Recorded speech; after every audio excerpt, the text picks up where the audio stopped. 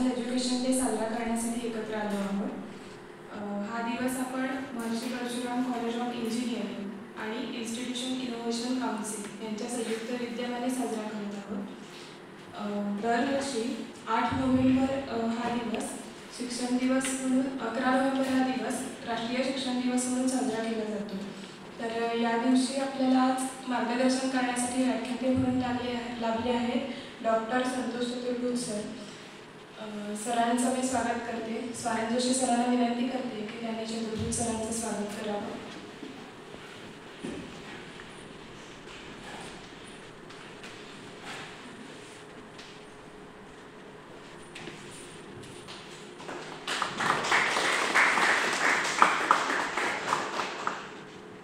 धन्यवाद सर. 2008 सालापासून भारतात दरवर्षी 11 नोव्हेंबर हा दिवस राष्ट्रीय शिक्षण दिवस म्हणून साजरा केला जातो. हा दिवस भारताचे पहिले शिक्षण मंत्री आणि स्वातंत्र्य सैनिक मौलाना अबुल कलाम आझाद यांच्या जयंतीनिमित्त साजरा केला जातो. देशभरात साक्षरता आणि शिक्षणाचे महत्त्व अधोरेखित व्हावे या उद्देशाने शाळा आणि महाविद्यालयांमध्ये हा दिवस आपण साजरा करतो. तर याबद्दल अधिक माहिती देण्यासाठी आपल्याला लाभलेले व्याख्याते डॉक्टर संतोष चतुर्भुज सर यांना मी विनंती करते की त्यांनी आम्हाला मार्गदर्शन करावं.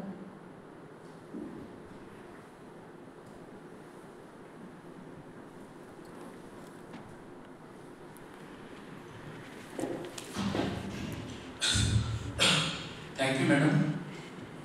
सर्वप्रथम प्रथम वर्षाच्या वतीने आणि IIScच्या वतीने हा जो कार्यक्रम केला, मला वाटतं एज्युकेशन डे सेलिब्रेट करण्याचा पहिल्यांदाच आपण आपल्या महाविद्यालयामध्ये करतो आहोत. आणि इतर महत्त्वाचं म्हणजे काय की हा जो दिवस आहे हा 11 नोव्हेंबरला आपण जनरली करायला हवा, पण आपल्या काही टेक्निकल किंवा तुमचं एज्युकेशनल शेड्यूल असल्यामुळे तो आपल्याला आज करावा लागलेला आहे.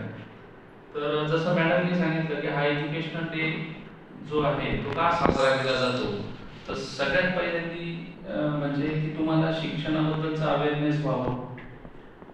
एज्युकेशन म्हणजे काय हे तुम्हाला विद्यार्थ्यांना कळावं, म्हणजे फक्त विद्यार्थ्यांना नाही तर शिक्षकांनाही कळावं की शिक्षण म्हणजे काय आहे. ॲक्च्युली शिक्षण हा शब्द खूप सोपा आहे, पण तितकाच त्याचा अर्थ सुद्धा काय आहे, खूप डीप आहे आणि त्याचे विविध पैलू आहेत. ते पैलू आपल्याला समजावे आणि शिक्षण क्षेत्रामध्ये काय चालू आहे, त्याचा इतिहास काय आहे, या संदर्भामधली माहिती विद्यार्थ्यांना व्हावी यासाठी हा राष्ट्रीय शिक्षण दिवस साजरा केला जातो.